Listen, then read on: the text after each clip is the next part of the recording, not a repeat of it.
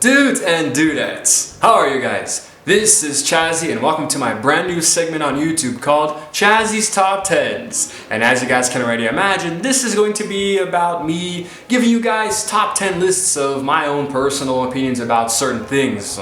Anything ranging from movies to TV shows and video games and food and places to visit, whatever, anything I can think of. Okay? Now, bear in mind though that these videos are going to always be very heavily opinionated, okay? They're going to be my opinions. So for example, today's episode, top 10 shows to watch on Netflix, these are not necessarily the top 10 best shows on Netflix. They're just the top 10 of my personal favorites, alright? So don't get all mad if your favorite show doesn't happen to be on the list. Maybe I just haven't watched it yet, or maybe I didn't like it, okay? So yeah, alright? So just keep an open mind, alright? Feel free to shout out in the comments if you guys have any suggestions of your own, anything like that, okay?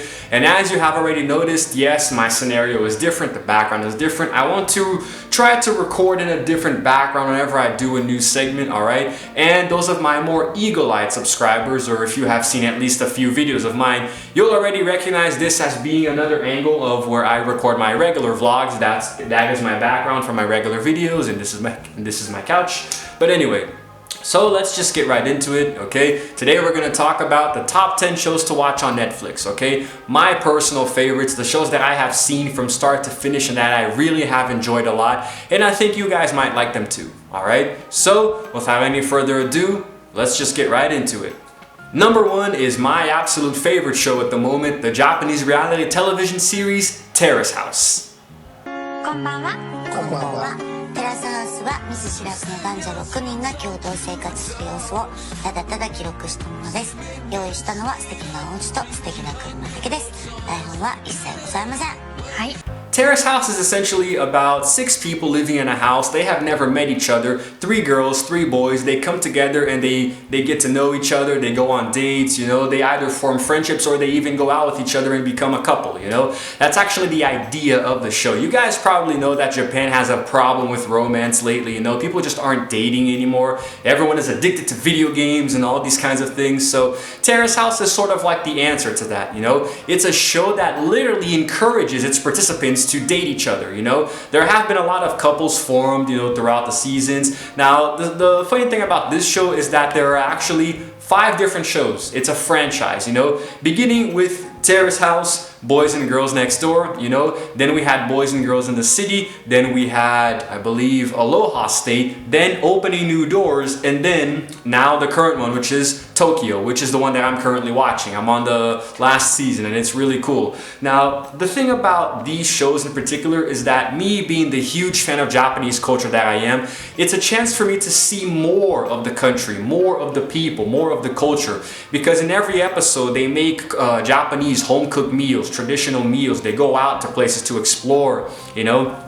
So you get to see a lot of the landscape of Japan, the you know, regular places like supermarkets and malls and things like that, but you see the work environments of where every person goes, you go. Then they go out to see the tourist attractions. So it's really cool for you to absorb a lot of the culture. And since I'm actually learning Japanese right now, it's good for me to sort of get a little bit more of it into my brain, you know, because I watch it with English captions. It's really, really cool, and there's a lot of drama, you know. Don't think that just because it's Japanese that there's no drama. There is a lot of stuff that goes on, you know, and there are different YouTube channels for you guys to see what happens behind the scenes, things that you don't see in the actual show, you know, and it's really cool. It's good to see, like, to see how things play out, and then you sort of want certain things to happen and other things not to happen, and I'm always fervently like cheering here on my couch like I'm watching a soccer match or something, I don't know, but it's really nice. I love Terrace House. Right now Netflix has every single one of them available except for the first one, which I think is only in Japan, but maybe one day, it was the very first one. So we'll see what happens. We'll see what happens, you know. I'm excited to see the conclusion, you know, of the current season right now in Tokyo. Very recommended. I love it. Really cool. So that's it. The next show is American, and it is my favorite sitcom of all time, Friends. Okay. Don't see you asking any other paying customers to put on aprons. Joey, do you work here? No. Waiter. Yeah. I'm pretty sure that at this point everyone knows what Friends is. Even if you haven't watched it, you have heard of it. It is a hilarious show and it's really cool because it mixes everything. It mixes comedy and drama, you know. It has pretty much everything you could come to enjoy from a sitcom. And it was the very first of the big popular American sitcoms that I watched. You know, we have Friends, How I Met Your Mother, That 70s Show, 2.5 Men, The Office. I could just go on and on and on. It was the first sitcom that I really watched to the end and I really liked it. There are 10 seasons, but it's like each episode is only like 20 minutes, so you can binge watch like an entire season in one sitting and not even feel it. You know, you don't even notice because each episode is cool. And I think that I was already very hooked already on the third episode, you know, on the first season. So I was binge watching several episodes every day, you know. I couldn't stop. And then when it was finally over, I didn't even realize it, you know. So basically 6 friends living in New York and they go on different adventures within the city. They go to different places. Each episode has a very interesting take on something, you know, a different problem happening, a different dilemma, pretty much the same sitcom formula that every show uses. But it's really cool because of the characters, you know. My favorite character is definitely Chandler. You know, there is no debate because his sarcasm really, you know, touches my soul. You know, I'm a very sarcastic person by nature, so I can really relate to Chandler a lot, you know. I could also argue Ross. Ross is very organized, very systematic, very intelligent. I kind of feel that way sometimes too, but I think I will always be more of a Chandler. I wish I could be more like Joey. I wish I could be a ladies man, but I'm always gonna be Chandler. Friends is timeless, guys. It does not get old. It's the oldest show on this list that I'm gonna recommend for you guys, but it never gets old. I will never get tired of Friends, and I hope you guys will give it a chance. Next, we have yet another Japanese television show called Midnight Diner Tokyo Stories. 人々が家路へと急ぐ頃、俺の一日は始まる。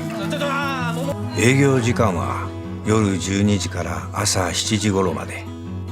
人は深夜食堂って言ってるよ。This one is a very interesting take on the television format, you know, because it's different from any show that I've ever seen personally. Basically, it's about a chef who has a restaurant that only opens at midnight. He works the night shift. He goes until I think 6 or 7 in the morning. And then like he doesn't really have a menu of sorts, you know, but if you go to his restaurant, he will make anything you ask for if he has the ingredients, you know. So hey, I want some sushi. If he has the ingredients, he'll make some sushi.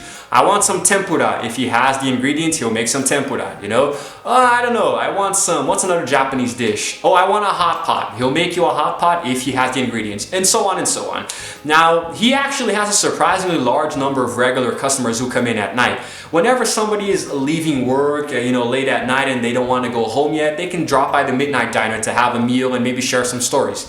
The interesting thing about this show is that every single tenant, every single customer that comes in for a meal has a story related to the meal that they ask for, you know? So for example, an old man might come in and order some ham slices, then he'll tell a story about how he and his brother grew up eating ham slices together, and then it was nostalgic for him and this and that, you know?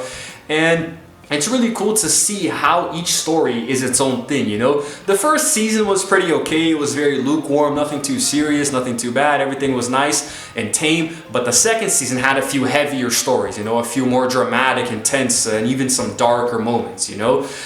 So I think that it's very cool to see the parallels between both of them, but the show is still pretty much the same. There are only 2 seasons, each episode is about 20 to 30 minutes max, so you can get through it pretty quickly. It's really interesting, and again, I watch it with Japanese subtitles, so you know, it's all good. I want to learn a little bit more Japanese. So it's not like the best show on Netflix, but I think it's actually very intriguing, you know, how every story connects, and sometimes there will be recurring characters that sort of connect to each other, so that's really cool to watch out for too. Number 4 is a very, very dramatic space exploration adventure opera kind of thing, Lost in Space.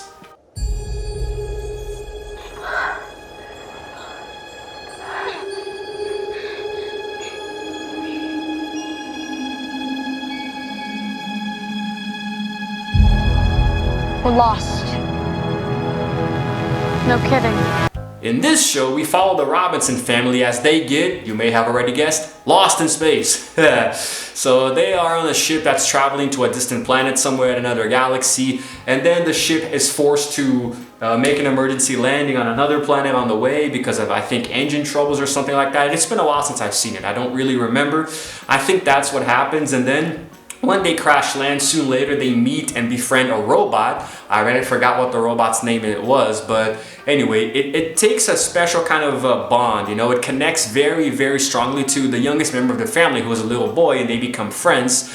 And you know, things just progress naturally. If you guys have ever seen a show called Terra Nova, it's very similar to that. You know, except the episodes I think are a little bit longer. There's more information to take in. There are a lot of really funny characters. You know, there is a sort of a side villain who tries to sabotage certain things. There is a really funny guy, a really funny dude whose name I already forgot.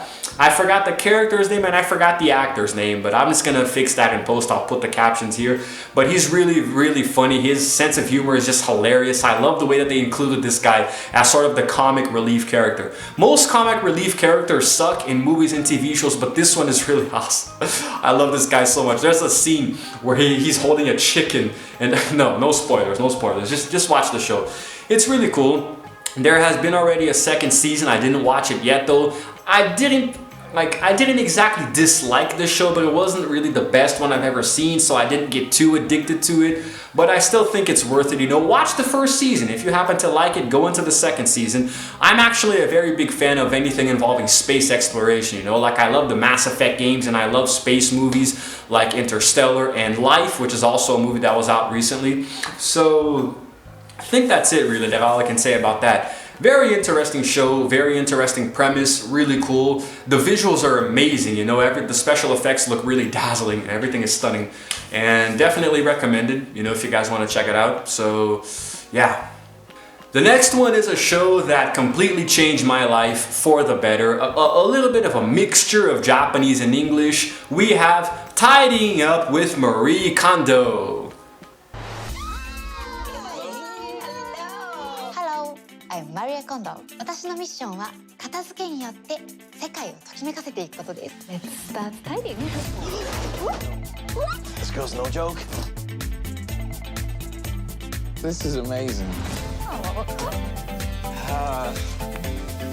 We have too much stuff.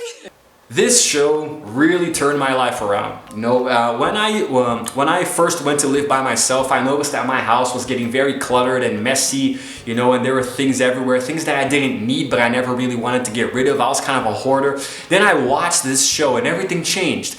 I started feeling like, why do I have certain items here if they don't spark joy for me, if they don't bring me happiness? So I started to get rid of a few things. I started to give them away or throw other things away or sell certain things, you know, organizing my house. But and everything changed, you know. Now I'm in a new place that's even better than the old one and everything is still organized, if not even more. Basically, this show is about Japanese organizing consultant Marie Kondo going around the United States to different houses that need a lot of decluttering, and she sort of passes on her philosophy to these people, you know, and completely changes their lifestyles, you know. She makes everyone clean up more and organize things more and get rid of things they don't need. For example, donating clothes to people who actually do need clothes. If you have like 1,000 pieces of clothes that you obviously don't use, you can get rid of more than half of that, you know. That's kind of her philosophy. I'm a big fan of hers, you know. I actually have her website as my homepage on my computer every morning. You know, when I wake up and I gotta work on my computer, I just read a few of her articles to get inspired for the day, you know. And she actually has a book that came out recently, and the art of tidying is something very, very personal and intimate, you know. Everyone organizes and tidies things their own way, and I found my way thanks to Marie Kondo, you know. And every episode she sort of like adapts to each person's needs, you know. She goes into a house and like she just permeates the whole entire place with her positive energy, you know. It's really cool. It's contagious, you know. You see Marie Kondo, you just start smiling automatically.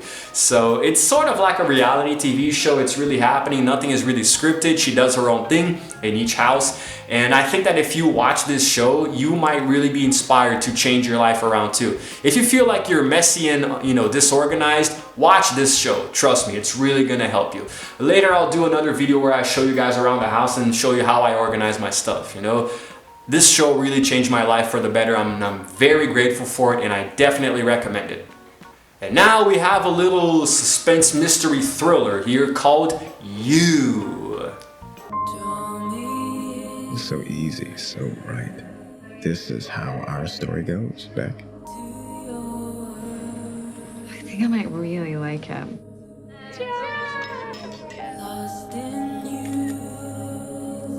Too much? That's perfect. If I just keep being the perfect boyfriend, you'll realize I'm not a maybe. I'm the one. This is actually a very clever show. It's very cleverly done. It's well shot. It's well edited. The story is very, very linear, but it can branch out in different directions. But basically, we're following a girl named Beck who starts dating a guy named Joe who works at a bookstore. He seems pretty nice. But then we slowly find out, actually not even slowly, already in the first episode we find out that he is a crazy psychopathic stalker and also a serial killer who will literally do anything to protect his relationship with Beck, because they start dating and then he gets really neurotic. He starts following her and spying on her, and he even breaks into her house and, you know, checks her computer, and I'm spoiling the whole show, aren't I? But basically, we find out that he has problems, he has issues, you know, certain issues that make even Charles Manson look normal by comparison. And so he starts following Beck around and doing really crazy things, and because he's a serial killer, yes, he does resort to killing a few people here and there, you know. I'm not gonna spoil it, and I think I've already given too many spoilers, you know. I wanna try to tell you guys what the shows are like without spoiling. I'm sorry if I did that for you, but I think it's pretty obvious anyway if you read the synopsis. It's really nice, it's really nice. I think that the way that the characters are portrayed by the actors is very, very well done, you know. Especially the guy who plays Joe, I already forgot his name. Very good actor. Everyone has good chemistry together, and I love a good mystery thriller, you know. It's not exactly a horror show. There's nothing too scary, you know. There are a few creepy things here and there, you know, but nothing too frightening. And I think it's cool as you watch, you try to figure out what's going on, and when something happens, you're like, oh my god, are the other characters gonna find out, you know? I really like shows like that make you think as you watch, and even after you're done. There are 2 seasons. I still haven't watched the second one, but the first season was enough to make me like it. You know, it's on my list. I'm definitely going to watch season 2 at some point. So watch the first season if you happen to like it, you know. Give the second season a chance. And now we're getting back to some Japanese action. You guys might already notice that I love Japanese shows. The next one is called Samurai Gourmet. 定年を迎えたしがない還暦男霞武。自由を持て余す彼が見つけた小さな喜び、それは一人飯。そんな時彼は直感に従い自由に生きる男野武となる。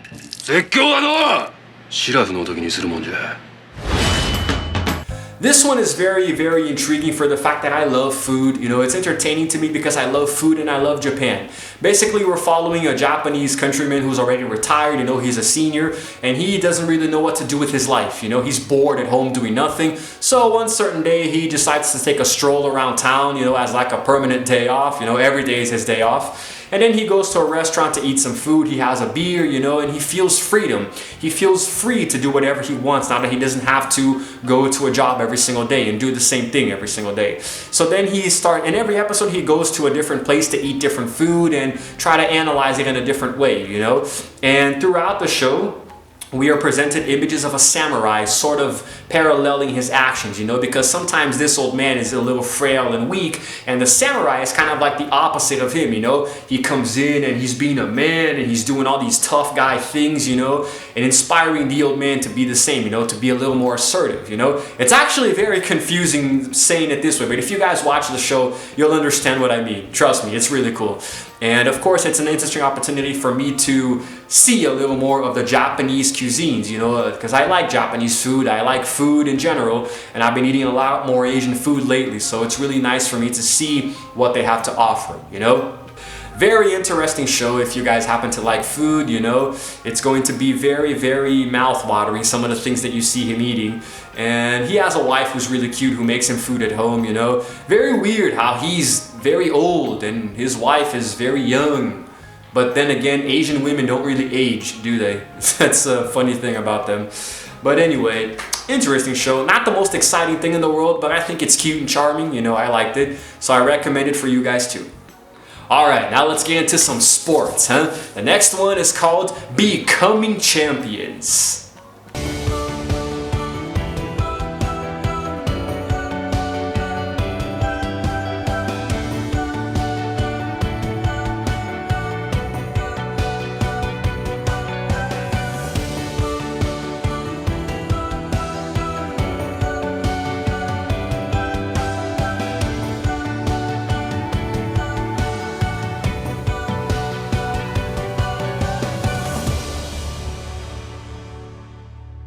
So, if you happen to be a soccer fan or a football fan, you know, soccer United States, football Europe, you know, if you happen to be a fan, then this show is definitely for you. I personally love the sport, so I really like watching it. It's basically like an analogy of an anthology series of the FIFA World Cup, you know, and showing some countries that have achieved glory, you know, showing some really awesome goals, you know, important moments and important victories, you know, and classic.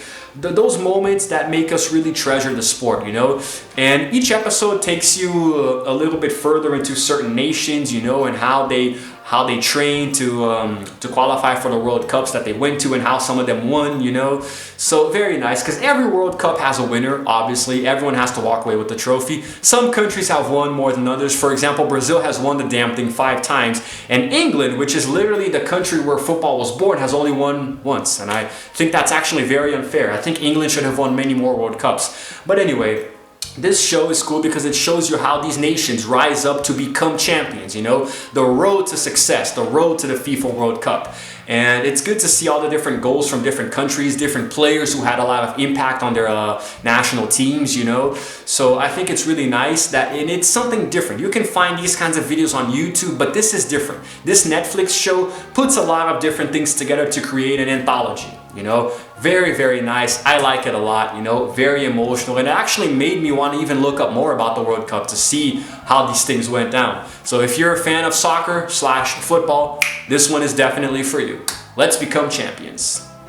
Okay, we're getting to the end now, and I'm going to give you guys yet another Japanese TV show. This one is all Japanese, and it's called Switched.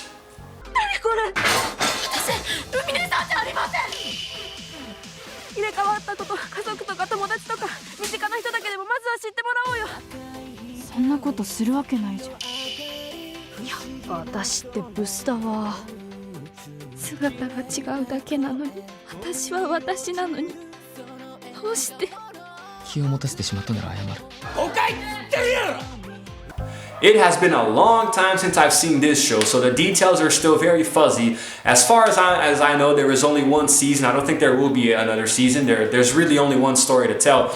But basically, we have a very popular girl at school, you know, who's very loved, who has a handsome boyfriend, everyone loves her, this and that. She's popular and happy. But then at the same school, we have a girl who's the exact opposite, who's very unattractive, who's obese and insecure, you know, and she's an outcast, and she's, you know, she suffers abuse from her mother at home. Basically the exact opposite of the popular girl. Somehow she finds a way to switch bodies with the popular girl, and the popular girl goes into her body, you know. You can already imagine from the outset that that's not a very comfortable situation to be in.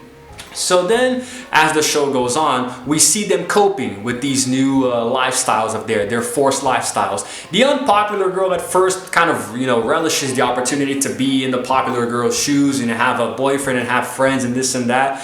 And of course, the popular girl is going crazy. She's like, you know, depressed because, oh my God, I switched places, you know, with her. What am I gonna do now? But it's really cool because as the show goes on, you see that both of them sort of appreciate each other more. The popular girl starts to appreciate the unpopular girl because she sees how badly she has it, you know, and she is used to being very sought after and having friends and boyfriends and being pretty and all that. Then when nobody talks to her, she starts feeling that pain. But there are some key characters who recognize her and she makes friends with them because, as you see, guys, you should know this, but beauty is on the inside, you know. There are people who are drop dead gorgeous on the outside but completely ugly on the inside, as well as the opposite, you know? So this show really hammers that message home, is that even though the let's call her, for lack of a better term, even though the ugly and the unliked girl switched places with a pretty and a loved girl, it was still the same thing. Like, as time went by, the people stopped liking her, you know? They started to realize what was on the inside, which was still ugly, you know? And then the pretty girl who was in the other body, this is getting confusing, I know, but the pretty girl who was in the other girl's body starts to feel it, you know? She starts to make people actually like her because she's nice. You know, it's her personality. So it goes to show you that the moral message is literally that beauty is on the inside at all times, all right? I'm sorry if the video suddenly got a little darker. It's because I think the sun went behind a cloud there. But anyway, yes, very nice show. The episodes are long, but yeah, once you get into it, it's really cool. It's nice to see the daily life of a boarding school, not a boarding school, a private school in Japan, you know, how Japanese students behave inside and outside of school, you know. And as the show goes on, more complicated things start to happen. You start to understand the mythology, the whole body swapping thing, you know. But very cool. The ending is really nice. I'm not going to spoil anything. I'm pretty sure, I did my research, I'm pretty sure this show is still on Netflix, so take advantage of it, go and watch it. It's really nice, especially if you like those teen drama TV shows, you know? Definitely recommended. And now, last but not least, we have a show that is going to make you hungry no matter how much you have just eaten: street food. There's a culture of eating outside, drinking outside, hanging out outside. Always like a party going on. It's a chaotic paradise of food. It's a portal to a world of culinary heritage. People have been doing that same dish for 40, 50, 60 years. They never went to culinary school. Once again, and I cannot stress this enough, I love food. I love to eat. Chazzy is a glutton. I know I'm very thin, okay, I'm very skinny. It doesn't seem like I eat a lot, but I do. And I love food, and I love trying different kinds of food, especially when there's meat involved. I am a huge carnivore. Please, vegetarians, don't hate me, okay? I respect your opinion, so just to respect mine. I love meat, okay?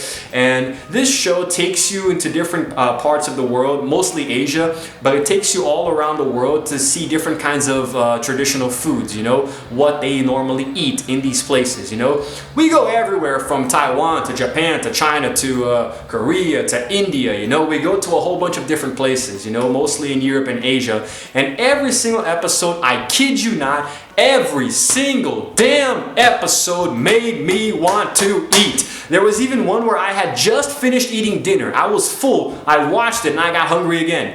I don't even know how this works. I don't know how hunger works. It is the most incomprehensible thing in the world, man. It's like your stomach has a mind of its own, or your brain, I don't know. But anyway, I recommend you watching every episode of this show while eating something, because it's gonna make you hungry, except for the episode in India, because that was just disgusting. I don't mean to spit on India, but you guys are kind of gross, aren't you? Anyway, I don't know. I think it's probably their actual food, or the way they prepared it, or the way everything was dirty. The guys were I don't know. But aside from that episode, every single one is mouth-watering. Every single one makes you really want to eat, and it's good. You know, if you guys like to learn something new, each one shows you a little bit of a history and a traditional custom around that country. You know, because you can tell a lot about a country through its food, you know, its cuisine. So every episode teaches you something new, you know. And we have a specialized chef, you know, someone who is very good at making this particular kind of food in every episode, and they share a little bit of their story, how they grew up doing it, how they learned, and da-da-da. So very cool. It's almost like a historical documentary series mixed with a lot of food. You know, I think Gordon Ramsay would really be proud of this one. I like street food, you know, and as you guys can imagine by the name, this isn't a show that takes you into fancy 5-star restaurants. No, this goes to the streets, man. You're gonna see a lot of street stalls and like how people in the street feed their customers, you know. So you're not gonna see too many restaurants. It's all about the stalls in the middle of the streets, you know. Very cool, you know. And whenever you want a little pick-me-up, you know, you want to eat something, you're on the way home, you don't want to stop at a restaurant, you know, street food is definitely good for you to get some suggestions. All right, guys. Well, that's it. This has been my top 10 shows for you to watch on Netflix, okay? Bear in mind, one more time, I will say this again, These are my 10 favorite shows, the 10 shows that I like, that I have already seen and have enjoyed. So I understand if you're frustrated, but wait a second, Igor, you didn't say Stranger Things or Dark or Black Mirror or this and that. It's because I haven't watched them yet. I haven't seen the more popular shows, okay? I actually am watching Stranger Things right now, okay? But it's like, I have to watch the show first to, you know, actually recommend it, you know? Like, why did I not recommend The Walking Dead, for example, which used to be my favorite show? Because today it sucks, okay? Plain and simple, all right? So these shows here are good because I actually recommended a few Japanese shows, so maybe it will raise a little more awareness of the shows that they have over there, which are really good, you know? So yeah, I hope you guys like this new format. You know, every time I do a top 10s video, I'm going to try to record this way, you know, a little differently, so I can have a little variety in my videos, you know, so I don't record everything in the same place here. But I hope you guys like it. I really hope you do. You know, I'm excited to give you more top 10 lists, you know. And I guess that's it, guys. I guess that's it. I'm sorry if the video kind of sucks, if the lighting is a little blah, because, you know, it's the first time doing it like this and I have to configure the camera differently. But I'll try to do what I can in post, okay? I'll try to edit it a little better. The important thing is that you guys now have a list for you to add to your Netflix account during quarantine. And if you guys have already seen these shows, or if you happen to watch them and want to come back later and drop a comment, tell me tell me what you thought. I'll be here. Okay, let's open up a debate. So that's it for now, guys. This is Chazzy signing out for now, and I will see you all in the next video.